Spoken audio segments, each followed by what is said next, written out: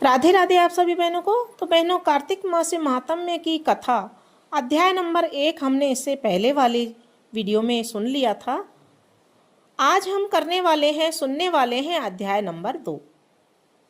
भगवान श्री कृष्ण आगे बोले, हे प्रिय, जब गुणवती को राक्षस द्वारा अपने पति एवं पिता के मारे जाने का समाचार मिला तो वह विलाप करने लगी। हा नाथ, हा पिता, मुझे त्याग कर आप कहाँ चले गए? मैं अकेली स्त्री तुम्हारे बिना अब कैसे रहूंगी? क्या करूं? अब मेरे भोजन वस्त्र आदि की व्यवस्था कौन करेगा?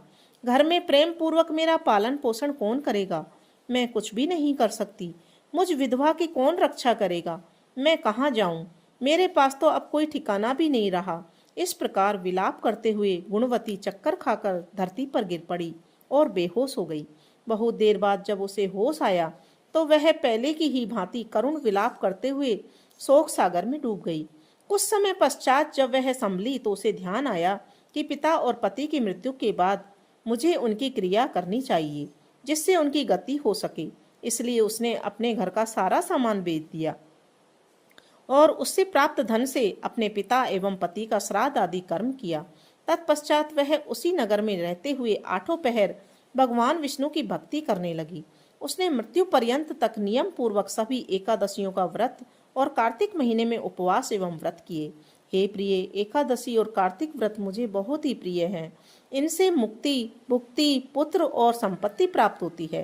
कार्तिक मास में जब तुला राशि पर सूर्य आता है तब ब्रह्म मुहूर्त में उठकर स्नान करने से वह व्रत उपवास करने वाले मनुष्य मुझे बहुत प्रिय हैं, क्योंकि यदि उन्होंने पाप भी किए हों तो भी स्नान व व्रत के प्रभाव से उन्हें मोक्ष की प्राप्ति हो जाती है।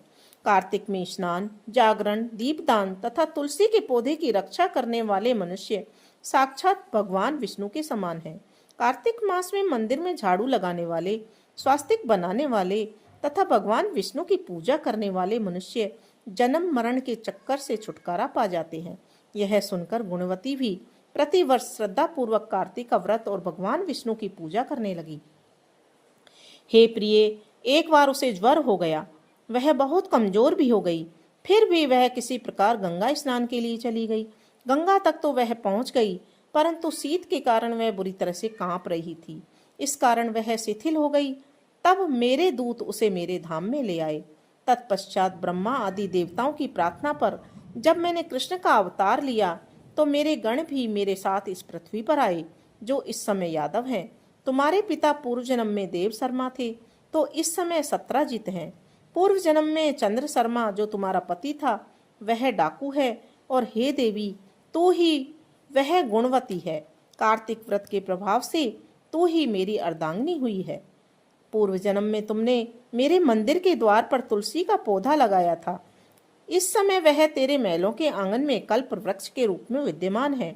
उस जन्म में जो तुमने दीपदान किया था उसी कारण तुम्हारी देह इतनी सुंदर है और तुम्हारे घर में साक्षात लक्ष्मी का वास है। क्योंकि तुमने पूर्व जन्म में अपने सभी व्रतों का फल पति स्वरूप विष्णु को अर्पित किया था, उसी प्रभाव से इस जन्म में तुम मेरी प्रिय पत्नी हुई हो। पूर्व जन्म में तुमने नियम पूर्वक जो कार्तिक मास का व्रत किया था उसी के कारण मेरा और तुम्हारा कभी भी वियोग नहीं होगा।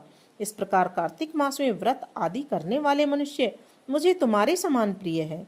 दूसरे जप, तप, यज्ञ, दान आदि करने से प्राप्त फल कार्तिक मास में किए गए व्रत के फल से बहुत थोड़ा होता है, अर्थात कार्तिक मास के व्रतों का 16वां भाग भी नहीं होता।